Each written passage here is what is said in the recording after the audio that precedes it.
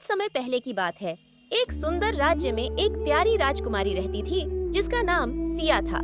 सिया बहुत दयालु और समझदार थी, लेकिन उसके दिल में एक ख्वाहिश थी। वह दुनिया की सबसे सुंदर तितली देखना चाहती थी।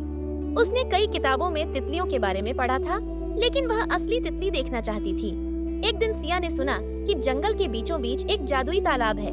कहा जाता था कि जो भी इस तालाब के पास जाता है उसकी सबसे प्यारी ख्वाहिश पूरी हो जाती है। यह सुनकर सिया ने ठान लिया कि वह उस तालाब तक जाएगी और अपनी ख्वाहिश पूरी करेगी।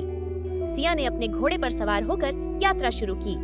रास्ते में उसे कई कठिनाइयों का सामना करना पड़ा, कभी घना जंगल, कभी तेज धूप और कभी भयंकर आंधी।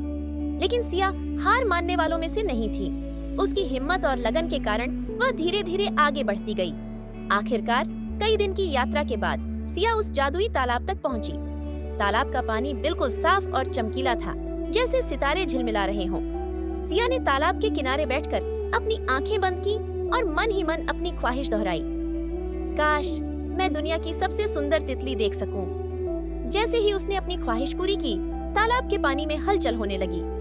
अचानक पानी के ऊपर से एक चमकदार रोशनी निकली और उसमें से एक विशाल रंग बिरंगी तितली उड़ी। वह तितली इतनी सुंदर थी कि सिया की आंखें चमक उठीं। तितली के पंखों पर इंद्रधनुष के सभी रंग थे और वह तालाब के चारों ओर मंडराने लगी। तितली ने सिया के पास आकर धीरे से उसके कंधे पर बैठी और बोली, सिया, तुम्हारी दयालुता और साहस के कारण तुम्हारी ख्वाहिश पूरी हुई है।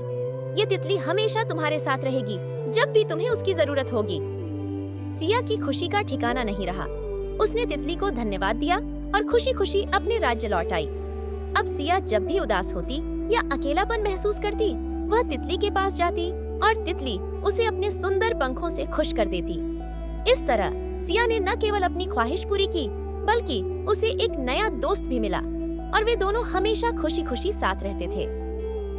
समाप्त।